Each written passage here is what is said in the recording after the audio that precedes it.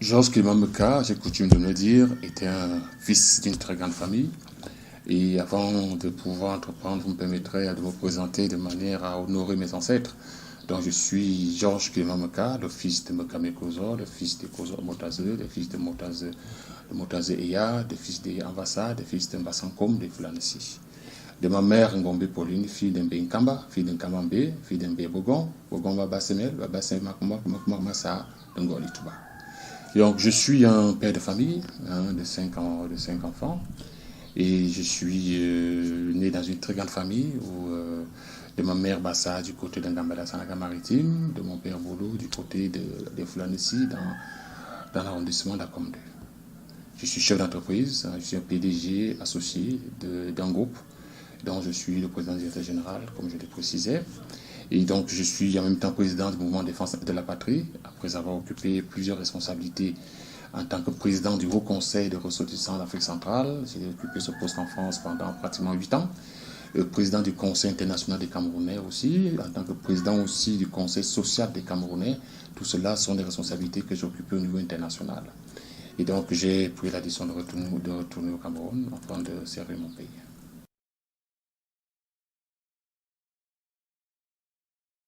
Alors, je suis né à Ifoulanesi, c'est-à-dire à Zingi, pour ceux qui connaissent très bien. Et j'ai commencé tout mon enseignement au Cameroun, avant de continuer mes études supérieures en Allemagne. Après, je les ai parachevées en France, où j'ai rencontré la femme qui a partagé ma vie pendant très longtemps, et on a eu tous ces enfants. Donc, j'ai une expertise dans le domaine du droit, surtout spécialisé en droit des contrats. J'ai une expertise en marketing, où je suis diplômé en web marketing. J'ai un diplôme en même temps en marketing international. Donc, j'officine aussi beaucoup en tant que consultant international en tout ce qui concerne les matières juridiques, en droit des contrats, en droit public et même aussi dans tout ce qui est gestion opérationnelle de certaines actions.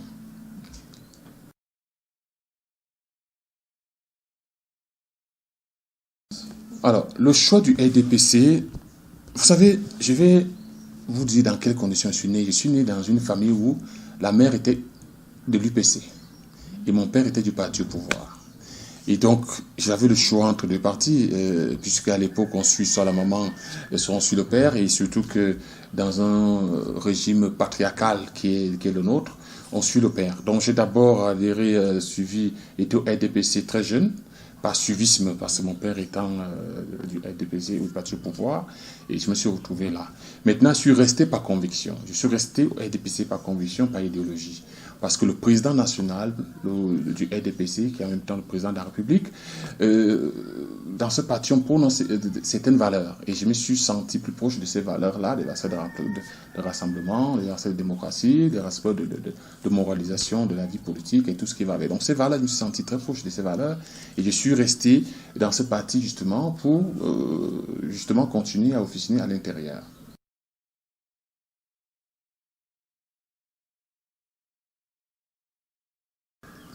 Vous savez, je suis allé à l'extérieur pour la première fois en 1994. J'ai eu l'opportunité de visiter beaucoup de pays. J'ai sillonné l'Europe, les États-Unis, l'Asie. Donc j'ai vraiment parcouru le monde et d'ailleurs je rends gloire à l'Éternel pour cela.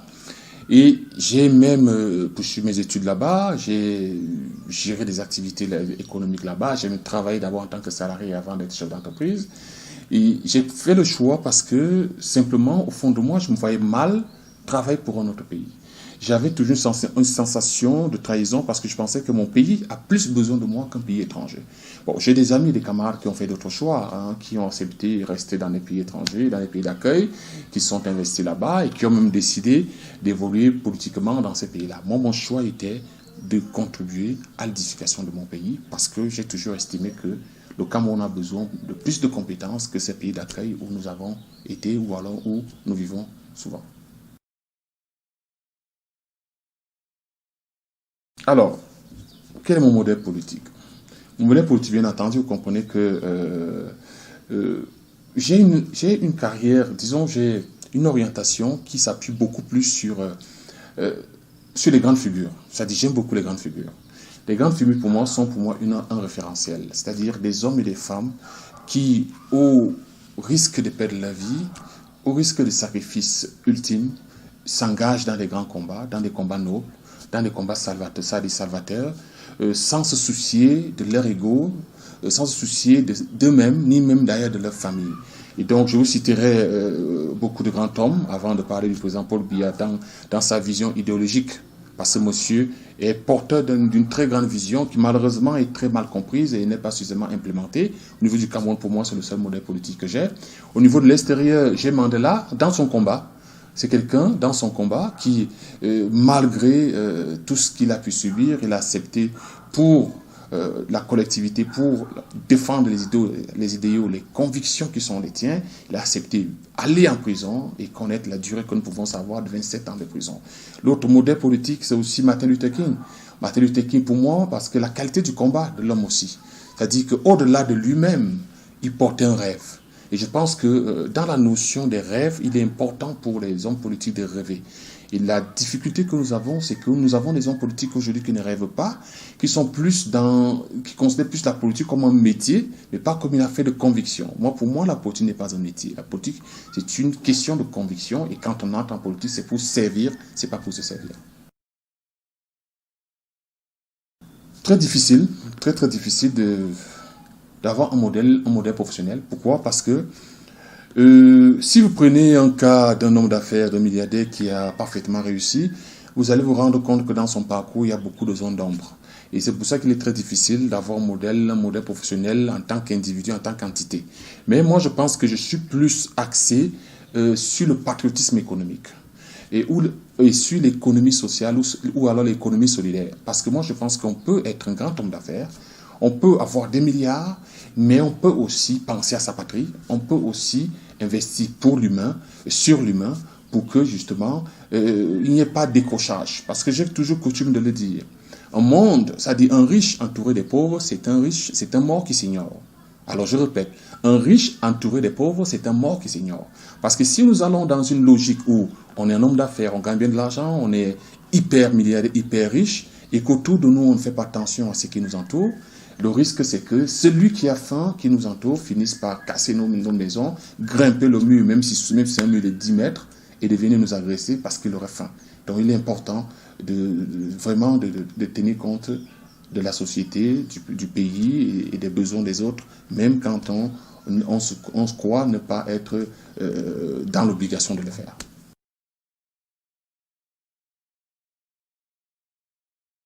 Alors, mon message aux jeunes, il est à deux endroits. Avant de parler aux jeunes, j'aimerais d'abord parler aux dirigeants, à ceux qui nous entourent, parce que les deux messages sont joints. Parce que si nous parlons aux jeunes et que les jeunes font les efforts, si derrière les efforts qu'ils font, les gouvernants n'ont pas tenu compte de ces efforts, n'ont pas respecté eux-mêmes leurs engagements, il y aura un problème, il y aura cassure. Vous pouvez beau former les jeunes, les conseiller, les orienter, mais cela ne changera rien parce que lorsqu'ils auront envie de se mouvoir, ils vont être coincés. Donc mon message s'adresse d'abord aux autorités, aux gouvernants. Je pense que les gouvernants doivent être animés par des objectifs plus nobles. C'est-à-dire, déjà, savoir qu'ils ne sont pas éternels. Qu'il faut préparer la relève dans toute société. Préparer la relève, ce n'est pas pour la relève, c'est pour eux-mêmes qu'ils préparent la relève. Parce que lorsqu'on n'est plus en capacité physique ou morale d'agir ou de faire, qui est-ce qu'on appelle au secours? C'est une jeunesse. Si la jeunesse, ceux qui sont supposés vous remplacer, n'ont pas été formés, n'ont pas été encadrés, n'ont pas eu le bagage nécessaire qui les permet d'être à la hauteur des enjeux, des défis, il y a un problème. Il y aura un problème, il y a cassure, il y a une société qui décline, il y a la violence qui est dans la société et tout ce qui va avec. Donc, ceux qui gouvernent aujourd'hui, les aînés, ont intérêt à veiller à ce que la jeunesse soit mieux encadrée pour pouvoir préparer la relève à tous les niveaux de la société. Je dis bien, un commerçant peut préparer la relève parce qu'à un moment donné, il n'aura plus la capacité. Comme un responsable d'administration ou une personnalité politique, à tous les niveaux, les aînés doivent comprendre qu'ils doivent préparer la relève. Maintenant, mon message aux jeunes, il est simple. Les jeunes doivent comprendre qu'ils ne peuvent pas rester dans l'immobilisme, dans la victimisation. Il est très facile de dire, c'est dur, on me ferme les portes, on ne peut plus rien faire. Tout le monde peut être dans cette incantation, dans cette posture victimaire fataliste. Et moi, je pense qu'il est important pour les jeunes de se dire qu'il n'y a pas de réussite sans sacrifice. Ça, c'est la première chose. Et que c'est derrière le sacrifice qu'il y a le succès. Et le succès qui vient derrière le sacrifice est d'autant plus important qu'il est mérité. Et qu'on mesure justement la capacité, les efforts qu'il a fallu faire pour pouvoir l'obtenir. Donc, à la jeunesse, ne pas céder à la facilité. Accepter la dureté et les épreuves, parce qu'il n'y a pas de succès sans cela. Savoir qu'ils appartiennent à une patrie et qu'ils sont auto-responsables de cette patrie. Co-responsables de cette patrie. Parce que chacun de nous a une parcelle de responsabilité dans la patrie que nous avons en partage. Et chacun doit savoir que lorsqu'il agit dans l'incivilité avec déviance, il est en train de perturber l'équilibre de notre société commune. Parce que c'est la somme des déviances qui crée l'instabilité. Et chaque jeune doit comprendre que s'il cède à certains appels qui poussent à déstabiliser la patrie, qui poussent à aller dans la drogue ou dans l'alcoolisme, il ne joue pas son rôle en tant qu'un acteur. Donc, il faut responsabiliser les jeunes, accepter que la jeunesse doit accepter la difficulté, l'effort, les sacrifices qui s'imposent, qu'elle ne cède pas à la facilité. La facilité, c'est de croire que quand on va entrer dans tel caste, dans telle secte, dans telle organisation ésotérique, on aura tout facilement. Non, qu'ils comprennent qu'on n'est pas obligé de faire certains sacrifices, d'aller dans certains castes ou dans certains cercles. On peut aussi réussir étant en dehors, parce que tout ce que nous faisons aujourd'hui, il n'y a qu'un seul et unique Dieu, l'Éternel tout suprême, qui est le garant de toutes choses. Vous pouvez faire tout ce que vous voulez, si vous n'avez pas la protection de l'Éternel Zambeu, tout cela est vain. Voilà mon message à la jeunesse. Alors, ma situation matrimoniale, comme je vous ai dit, je suis un père de famille. Et je suis marié, donc j'ai aujourd'hui 5 enfants.